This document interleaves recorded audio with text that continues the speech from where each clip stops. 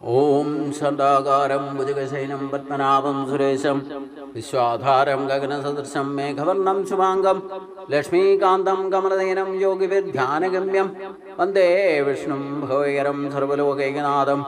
ഓം നമോ ഭഗവതേ വാസുദേവായ. നമോ ഭഗവതേ വാസുദേവായ. ഓം ശ്രീകൃഷ്ണായ പരബ്രഹ്മണേ നമഃ. എല്ലാ സജ്ജനങ്ങൾക്കും ഗുരുവായൂരപ്പൻ്റെ നാമത്തിൽ സാഷ്ടാംഗ പ്രണാമം. ഈ മായാബന്ധിതമായതുകൊണ്ടാണ്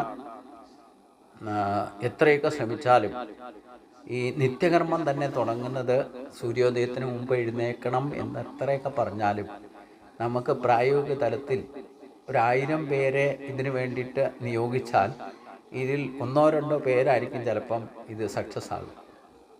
ഈ മായയിൽ നിന്ന് ബന്ധിച്ചാൽ തന്നെ, ഇനി മായയിൽ നിന്ന് മുക്തനായാൽ തന്നെ ഞാൻ പറഞ്ഞു, ആദ്യത്തെ സ്റ്റെപ്പ് നമ്മൾ സ്വയം തടസ്സം നിൽക്കും, പിന്നെ കൂടെയുള്ളവർ തടസ്സം ഉണ്ടാക്കും, പിന്നെ സമൂഹം തടസ്സം ഉണ്ടാക്കും, 4ാമത്തെ ഘട്ടത്തിൽ നമ്മുടെ ശരീരം തടസ്സം ഉണ്ടാക്കും.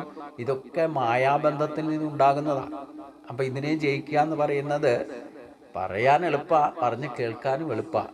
ഒരു ചോദ്യം ഞാൻ ചോദിക്കട്ടെ, എത്ര പേരാണ് കൃത്യമായിട്ട് എനിക്ക് ഉത്തരം നൽകണം? ഈ ഗ്രൂപ്പിൽ 250ഓളം പേരുണ്ട്.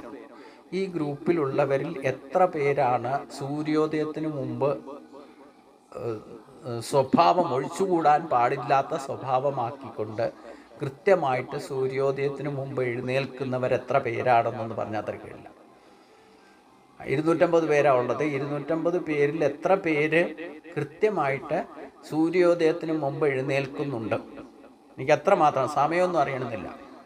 അത് എഴുന്നേൽക്കാൻ തുടങ്ങിയാൽ തന്നെ നമ്മൾ ഏതാണ്ട് മായയുടെ ഒരു ബന്ധത്തിൽ നിന്ന് മുക്തനായി എന്ന് പറയാം. ആ ഒരു സമയത്ത് എഴുന്നേക്കാൻ, അത് കഴിഞ്ഞാൽ മായയിൽ പെടും. പക്ഷേ എന്നാലും അത് ഒഴിച്ചുകൂടാൻ പറ്റാത്ത സ്വഭാവം. എനിക്കിപ്പം 18 വർഷമായിട്ട്, പ്രത്യേകിച്ചും അതിന് മുമ്പ് തന്നെ ചെറുപ്പം മുതലേ അങ്ങനെ ഒരു ശീലമുണ്ട്. അതൊരു ക്ഷേത്രം നമ്മുടെ കർമ്മത്തിൻ്റെ ബലം കൊണ്ടൊക്കെ ആയിരിക്കും നേരത്തെ എഴുന്നേറ്റൊക്കെ, അല്ലാതെ ഇതേപ്പറ്റിയൊന്നും മനസ്സിലാക്കിയിട്ടൊന്നുമല്ല. പക്ഷേ എന്നാലും പ്രായോഗിക തലത്തിൽ നമുക്ക് സൂര്യോദയത്തിന് മുമ്പ് എഴുന്നേറ്റ് കുളിച്ച് പോകേണ്ടതായിട്ടൊക്കെ വന്നിട്ടുണ്ട്. കാരണം 5:30-6 മണിയാകുമ്പോഴത്തേനും അമ്പലം ചെന്ന് തുറക്കണം എന്നുണ്ടെങ്കിൽ നേരത്തെ എഴുന്നേറ്റ് തന്നെ പറ്റൂ. അപ്പം അങ്ങനെ ഒരു സ്വഭാവം ബ്രാഹ്മണർക്ക് പൊതുവേ, അങ്ങനെയൊക്കെയുള്ള ഇത്തരത്തിലുള്ള കർമ്മം, ഈശ്വര ഉപാസന ചെയ്യുന്നവർക്കോ ക്ഷേത്രങ്ങളിൽ ജോലി ചെയ്യുന്നവർക്കോ ബ്രാഹ്മണർക്ക് ഈ സ്വഭാവമൊക്കെ ഉണ്ടാകാം. അത് കർമ്മത്തിൻ്റെ ഭാഗമായിട്ടാണെങ്കിലും അങ്ങനെ ഒരു ശീലമുണ്ടാകും അർത്ഥം. അപ്പോൾ നമ്മൾ സ്വയം ഒന്ന് വിലയിരുത്തി നോക്കണം. നമ്മൾ മായാബന്ധിതമാകുമ്പോഴാണ് ഈ ഒരു കർമ്മം പോലും നമുക്ക് കൃത്യമായിട്ട്, നമ്മൾ മായയിൽ നിന്ന് മുക്തമാകണം എന്ന് ആഗ്രഹിക്കുന്നവരെ ആദ്യം ചെയ്യേണ്ട ശീലമാണ് സൂര്യോദയത്തിന് മുമ്പ് എഴുന്നേറ്റ് പഠിക്കണം. അല്ലാതെ ഒരു കാരണവശാലും മായയെ ജയിക്കാൻ സാധ്യമല്ല. രജോ ഗുണം തുടങ്ങിയിട്ടോ തമോ ഗുണം തുടങ്ങിയിട്ടോ എഴുന്നേറ്റ് സ്വഭാവം ഇല്ലെങ്കിൽ എഴുന്നേറ്റ് വരുന്നവർക്ക് ഏത് സമയത്താണോ നിങ്ങൾ എഴുന്നേൽക്കുക, രജോ ഗുണം കൂടിയുള്ള സമയത്താണ് എഴുന്നേൽക്കുന്നതെങ്കിൽ കർമ്മകുശലത കൂടും. പക്ഷേ മായൻ പെട്ട് തന്നെ കഴിയേണ്ടി വരും, യഥാർത്ഥ അറിവും ലഭിക്കില്ല. ഇനി തമോ ഗുണവും കൂടെ ബാധിച്ച് ആ സമയത്താണ് എഴുന്നേൽക്കുന്നതെങ്കിൽ തമോ ഗുണമായിരിക്കും പ്രത്യേകം. ഇനി നമ്മുടെ സ്വഭാവം തന്നെ പഠിക്കണമെന്ന് ഞാൻ പറഞ്ഞിട്ടുണ്ട്.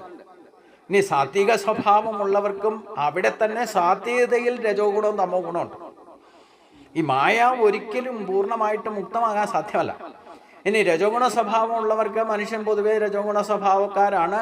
ആ രജോ ഗുണത്തിലും സാത്വിക ഭാവവും രജോ ഗുണഭാവവും തമോ ഗുണഭാവവും ഉണ്ട്. ഇനി തമസ്സാണ് സ്വഭാവമെങ്കിൽ പോലും ആ തമോ ഗുണത്തിലും സാത്വികതയും രജസ്സും തമസ്സുമുണ്ട്. അപ്പം ഈ മായയിൽ ജയിക്കുക എന്ന് പറയുന്നത് എത്ര 3ആയിട്ട് തിരിയുന്നോ അതിൽ ഒന്നെത്തുമ്പോഴത്തേനും അതിൽ വീണ്ടും 3 ഭാവം പ്രകടനം. അതാണ് മായയുടെ ഏറ്റവും വലിയ കൽപ്പിതമായിട്ടുള്ള, ഏറ്റവും വലിയ സൃഷ്ടിയുടെ ഏറ്റവും വലിയ രഹസ്യം എന്ന് പറയുന്നത് അതാണ്. അതുകൊണ്ടാണ് പൂർണ്ണമായിട്ട് ഒരിക്കലും മായയിൽ നിന്ന് ജയിക്കാൻ സാധ്യമല്ല എന്നും അത് മറ്റാർക്കും ബോധ്യപ്പെടുത്തി കൊടുക്കാനും പറ്റില്ല എന്നറിയാം. അപ്പം ഞാൻ പൊതുവെ സാത്വികനാണ്, സാത്വിക സമയത്ത് എഴുന്നേക്കും, സാത്വിക കർമ്മങ്ങൾ ചെയ്യും, സാത്വിക ആഹാരം കഴിക്കും. പക്ഷേ എന്നിൽ തന്നെ ഈ 3 ഗുണം ഉണ്ടെന്നർത്ഥം. സാത്വിക സ്വഭാവമുണ്ട്, രജോ മോട്ടിവേഷൻ ഇല്ലെങ്കിൽ കൂടുതലായിട്ടുള്ള എൻ്റെ സ്വഭാവം, ജന്മനാനുള്ള സ്വഭാവം ഇപ്പോൾ സാത്വികൻ ആയിട്ട് മാറിയിട്ടുണ്ടെങ്കിൽ പോലും അതിൽ തന്നെ രജോ ഗുണവും തമോ ഗുണവും ഉണ്ട്. അപ്പം നമ്മൾ ഒരു ദിവസം 24 മണിക്കൂറിൽ രാവിലെ എഴുന്നേറ്റ് സാത്വിക ഭാവത്തിൽ പ്രവർത്തിക്കാൻ തുടങ്ങിയാൽ പോലും അവിടെ നമ്മുടെ സ്വഭാവത്തിലും പ്രകൃതിയിലും ഈ കലർപ്പുണ്ടെന്നർത്ഥം. സാത്വിക സമയമാണ് ബ്രഹ്മമുഹൂർത്തത്തിൽ എഴുന്നേറ്റാലും സാത്വിക സമയത്തിൻ്റെ പ്രഭാവം കൂടുതലുള്ളത് ഈ 3 മണിക്കൂർ ആണെങ്കിൽ തന്നെ അവിടെയും രജോ ഗുണത്തിൻ്റെയും തമോ ഗുണത്തിൻ്റെയും കലർപ്പുണ്ടാകും. രജോ ഗുണം ഇല്ലെങ്കിൽ നമുക്ക് എഴുന്നേറ്റൊന്നും ചെയ്യാൻ സാധ്യമല്ല. തമോ ഗുണമാണ് നമ്മളെ എഴുന്നേക്കാൻ സമ്മതിക്കാതിരിക്കുന്നത്. അപ്പം നമ്മളിലും അതിൻ്റെ പെർസെൻറ്റേജിൽ വ്യത്യാസം സമയക്രമം അനുസരിച്ച് മാറ്റം ഉണ്ടാകുന്ന അർത്ഥം. അത് വ്യക്തികളനുസരിച്ച് മാറ്റം ഉണ്ടാകുന്ന അർത്ഥം. അതാണ് നിത്യകർമ്മത്തിൽ ആദ്യം ചെയ്യേണ്ട കർമ്മം. അതാണ് ഇത്രയും ദിവസമായിട്ട് നമ്മളിപ്പം 5-8 പാരഗ്രാഫ് നിത്യകർമ്മത്തെപ്പറ്റി വിശദീകരിക്കുമ്പോഴും ഇവിടെ മായാബന്ധിതമായിട്ടുള്ള ആ കർമ്മം ഭഗവാൻ ചെയ്യുന്നത് തുടങ്ങുമ്പോൾ തന്നെ അതെത്ര എലാബറേറ്റ് ചെയ്താണ് പറയുന്നത്, അതിൻ്റെ ആവശ്യകത എന്തുകൊണ്ടാണെന്ന് ചോദിച്ചു കഴിഞ്ഞാൽ, നമ്മൾ നിത്യകർമ്മം നിയതമായിട്ടുള്ള കർമ്മം ചെയ്യാന്ന് പറഞ്ഞാൽ നമ്മൾ ആത്മാവിനെ ഉദ്ധരിക്കണം, ഇല്ലേ ആത്മസാക്ഷാത്കാരം നേടണം, ഭഗവാന്റെ യഥാർത്ഥ ഭക്തനാകണം എന്ന് ഉദ്ദേശിക്കുന്ന ഒരു ഭക്തന് വേണ്ടിയിട്ട് ആണ് ഭഗവാൻ ഇവിടെ മാർഗദർശനം നൽകുന്നത്.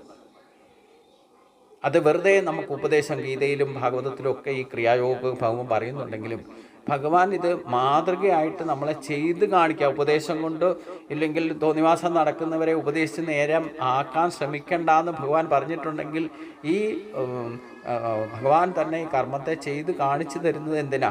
ഉപദേശം കൊണ്ട് കാര്യമില്ല, അത് പ്രവർത്തിച്ച് മാതൃക കാണിച്ചു തരണം. അപ്പം മാതൃക കാണിച്ചു തരലാണ് ഭഗവാൻ ചെയ്യുന്നത്, വെറുതെ ഉപദേശം മാത്രമല്ല തന്നിട്ടുള്ളത് എന്നർത്ഥം. അപ്പോഴേ യഥാർത്ഥ ഗുരുവാവുള്ളൂ. അപ്പം അതുകൊണ്ട് ഇവിടെ നമുക്ക് ഈശ്വര ശക്തിയെ അനുഭവിച്ചറിയണമെങ്കിൽ ഭഗവാൻ ചെയ്തിട്ടുള്ള കർമ്മങ്ങളെ അനുകരിക്കാൻ ശ്രമിക്കരുത്, പക്ഷേ നമ്മുടെ സ്വഭാവത്തിൽ അതിനെ അനുസരിച്ച് അനുഭൂതി ഉണ്ടാക്കാൻ ശ്രമിക്കണം. അതാണ് ഉദ്ദേശ ലക്ഷ്യം. അപ്പോൾ ആദ്യം ചെയ്യേണ്ടത് എന്താണെന്ന് ചോദിച്ചു കഴിഞ്ഞാൽ, ഈ മായാബന്ധത്തെ പൂർണ്ണമായിട്ട് നമുക്ക് ഒഴിവാക്കാൻ സാധ്യമല്ല. ഭഗവാന് ഇല്ലാതെ തന്നെ എത്ര അവതാരങ്ങൾ എടുത്തിട്ടുണ്ട്. ഇവിടെ കൃഷ്ണനായിട്ട് ജനിക്കുമ്പോൾ തന്നെ സമ്പൂർണ്ണ എന്ന് പറയാൻ തന്നെ കാരണം ഭഗവാൻ ഒരിക്കലും മായാബന്ധിതനല്ല. ഈ കർമ്മങ്ങളൊക്കെ ചെയ്യുന്നുണ്ടെങ്കിൽ പോലും ഭഗവാന് ഒരിക്കലും ഇതിനൊന്നും മായയിൽ ബന്ധിക്കാതെ ഇരിക്കാൻ ശ്രദ്ധിക്കാൻ അറിയാം. അതാണ് ഭഗവാൻ തന്നെ പറഞ്ഞത്, ഞാൻ ബാക്കിയുള്ളത് മുഴുവൻ അസ്വാതന്ത്രരായിട്ട് ജനിക്കുന്നെങ്കിൽ ഞാൻ മായാബന്ധമില്ലാതെ എപ്പോഴാവശ്യം വരുന്നോ അതനുസരിച്ച് കൊണ്ട് ധർമ്മത്തെ പുനഃസ്ഥാപിക്കാൻ വേണ്ടിയിട്ട് ഞാൻ എനിക്ക് ഇഷ്ടമുള്ള രൂപം ധരിച്ചു വരും. അവിടെ ഒന്നും എന്നെ ഒരിക്കലും മായ ബന്ധിക്കപ്പെടുകയില്ല. ഭഗവാൻ സ്വയം തന്നെ മായയ്ക്ക് അതീതനാണ്. സൃഷ്ടിസ്ഥിതി സംഹാരങ്ങൾക്ക് കാരണമായതുകൊണ്ടും കൃഷ്ണനെ പരബ്രഹ്മം എന്ന് വിളിക്കുന്നത്. ഈ ഭൗതിക ഗുണങ്ങളുടെ വിഭിന്ന വിഭാസങ്ങളാണ് ബ്രഹ്മാവും ഭഗവാൻ വിഷ്ണുവും ശിവനുമെല്ലാം. ഇതുതന്നെ അവസ്ഥാത്രയത്തിൻ്റെ പ്രതീകാത്മകമായിട്ടുള്ള ബ്രഹ്മലോകം വരെ പുനരാവർത്തനത്തിന് വിധേയമാണെന്നും ഈ ബ്രഹ്മാവിഷ്ണു മഹേശ്വരന്മാർ പോലും കൃഷ്ണനിൽ നിന്ന് വികാസം പ്രാപിച്ചതാണ് എന്നാണ് ഇവിടെ പറയുന്നത്. അതുകൊണ്ട് അതിൽ നിന്നുണ്ടാകുന്ന എന്നാൽ അത്തരം പ്രവർത്തനങ്ങളും പ്രതിപ്രവർത്തനങ്ങളും കൃഷ്ണനിൽ നടക്കുന്നില്ല. അപ്പം ഈ ഭൗതികമായിട്ടുള്ള ഗുണങ്ങൾക്കൊക്കെ ബദ്ധാത്മാക്കളിൽ പ്രവർത്തിക്കാൻ കഴിയും. അതായത് ഈ പറയുന്ന മായയുടെ പ്രഭാവത്താൽ ആണ് ബ്രഹ്മാവും വിഷ്ണുവും ശിവനും ഒക്കെ പ്രകടമാകുന്നത്. അവർ പോലും പുനരാവർത്തനത്തിന് വിധേയമാകാൻ കാരണം അവർ ഈ മായയിൽ ബന്ധിതമാണ്. ഭഗവാനെ സംബന്ധിച്ച് ഈ ഗുണങ്ങൾക്ക് ബദ്ധാത്മാക്കളിൽ പ്രവർത്തിക്കാൻ കഴിയും. ഈ ഗുണങ്ങൾക്കൊക്കെ ഈ പറയുന്ന ബ്രഹ്മാവിഷ്ണു മഹേശ്വരന്മാരിൽ പോലും പ്രവർത്തിക്കും. എന്നാൽ അത്തരം പ്രവർത്തനങ്ങളും അതിൽ നിന്നുണ്ടാകുന്ന പ്രതിപ്രവർത്തനങ്ങളും കൃഷ്ണനിൽ നടക്കുന്നില്ല. അതാണ് ഏറ്റവും വലിയ വ്യത്യാസം. കാരണം ഈ ഗുണങ്ങളെല്ലാം കൂടിച്ചേർന്നതുമാണ്. അദ്ദേഹത്തോട് ഈ ഗുണങ്ങളെല്ലാം ഏകകാലത്ത് തന്നെ അദ്ദേഹത്തിൽ നിന്നും വിഭിന്നമായിട്ടും അദ്ദേഹത്തോട് കൂടിച്ചേർന്നതുമാണ്. അദ്ദേഹത്തിൽ നിന്ന് തന്നെയാണ് ഈ ഗുണഭേദങ്ങൾ പ്രകടമാകുന്നത്. കൃഷ്ണൻ സ്വയം സച്ചിദാനന്ദ വിഗ്രഹനാണ്. അതായത് ജ്ഞാനത്തിൻ്റെയും പരമാനന്ദത്തിൻ്റെയും സനാതന രൂപമാണ് കൃഷ്ണൻ.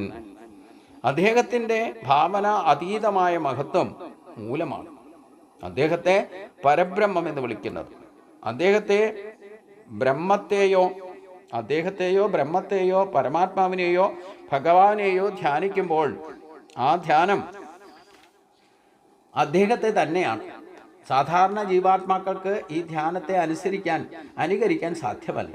ധ്യാനത്തിന് അദ്ദേഹം നിത്യവും പ്രഭാതത്തിൽ നിർമ്മലവും പവിത്രവുമായ ജലത്തിൽ സ്നാനം ചെയ്യും. തുടർന്ന് പുതിയ വസ്ത്രം ധരിച്ച് അംഗവസ്ത്രം കൊണ്ട് പുതച്ച് പതിവുള്ള മതപരമായിട്ടുള്ള കർമ്മങ്ങൾ ചെയ്യും. അവയിൽ ആദ്യത്തേത് ഹോമാഗ്നിയിൽ ഹവിസർപ്പിക്കലും നിശബ്ദമായി ഗായത്രി മന്ത്രം ജപിക്കലുമാണ്. ഒരു മാതൃകാ ഗൃഹസ്ഥൻ എന്ന നിലയിൽ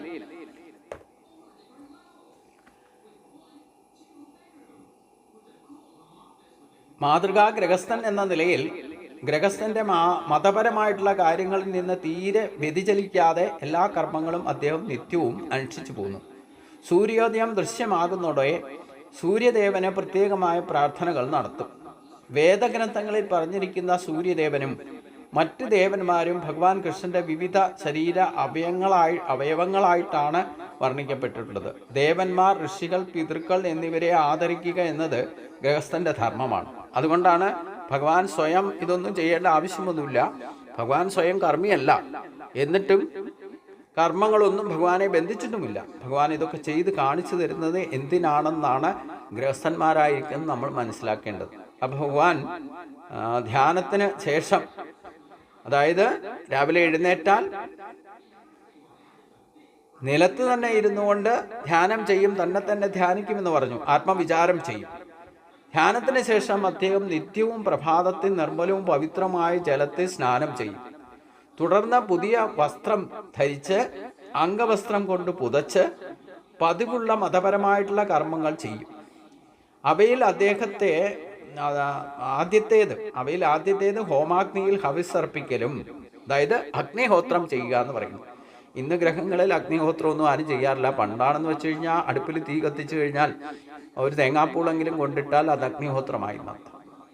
ഇപ്പോൾ ഗ്യാസും അതുപോലുള്ള ഇൻഡക്ഷൻ കുക്കറൊക്കെ വന്നതിന് ശേഷം ഈ അഗ്നിഹോത്രം എന്ന് പറയുന്ന സംഗതിയൊന്നുമില്ല. ഭഗവാൻ അഗ്നിഹോത്രം ചെയ്ത് കാണിച്ചു തന്നത് അത് അത്യന്താപേക്ഷിതമായിട്ട് ഗൃഹസ്ഥൻ ആചരിക്കേണ്ടതാണ്. അഗ്നിയെ പൂജിക്കുക എന്നല്ല, പ്രതീകാത്മകമായിട്ടും അഗ്നിയാണ് പഞ്ചഭൂതങ്ങളെ ഏറ്റവും ശുദ്ധമായിട്ടുള്ളത്. ഇത് മാത്രമല്ല, ആ അവിസ് അർപ്പിക്കൽ, അതായത് അഗ്നിഹോത്രം ചെയ്തതിന് ശേഷം നിശബ്ദമായിട്ട് ഗായത്രി മന്ത്രം ജപിക്കും. ഏത് മന്ത്രം ജപിക്കുന്നതിലും ഉച്ചരതി, ഉപാംശു, മനനം, ഈ 3 മാർഗമാണുള്ളത്. ഇതിൽ ഏറ്റവും ശ്രേഷ്ഠം മനനം ചെയ്യുക എന്നുള്ളതാണ്. അതാണ് ഭഗവാൻ ഇവിടെ നിശബ്ദമായിട്ട് ഗായത്രി മന്ത്രം ഉള്ളിൻ്റെ ഉള്ളിൽ ജപിക്കും എന്നർത്ഥം. ആ ഒരു പാത്രതയിലേക്ക് വന്നാൽ മാത്രമേ മനനം ചെയ്യാൻ സാധിക്കൂ. നമ്മൾ സാധാരണക്കാർ ഭക്തർ സ്വയം കേൾക്കാവുന്ന രണ്ടാമത്തെ മാർഗമാണ്, മധ്യമത്തിലുള്ള മാർഗമാണ് ഏറ്റവും ഉത്തമമായിട്ട് പറയപ്പെടുന്നത്.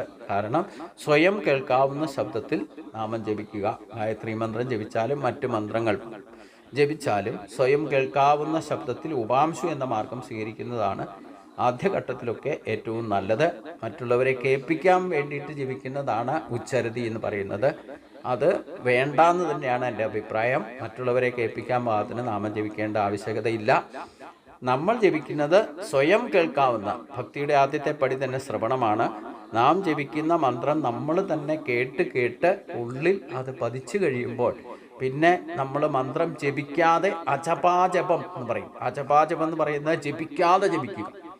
നമ്മൾ തന്നെ നിരന്തരം 24 മണിക്കൂറും ഏതെങ്കിലും ഒരു നാമം സ്വയം കേൾക്കാവുന്ന ശബ്ദത്തിൽ ജപിക്കുന്നുണ്ടെന്ന് വിചാരിക്കാം. അത് ശീലമായാൽ പിന്നെ നമ്മൾ നിർത്തിയാലും നമ്മുടെ ഉള്ളിൽ ഈ മന്ത്രം എങ്ങനെ ജപിക്കുന്നത്, സ്ഫുരിക്കുന്നത് നമുക്ക് അറിയാൻ സാധിക്കും. ഇതാണ് അജപാജപം എന്ന് പറയുന്നത്. അതായത് ഇപ്പം എൻ്റെ ഫോണിലെ ട്യൂൺ തന്നെ നാരായണ നാരായണ നാരായണ എന്നാണ്. ഇപ്പോൾ രാവിലെ അലാറം കേട്ടാലും നിങ്ങളാരെങ്കിലും എന്നെ വിളിച്ചാലും ഈ നാരായണ നാരായണ എന്ന ഒരു 5 മിനിറ്റ് വരെ അതിങ്ങനെ സ്ഫുരിക്കും.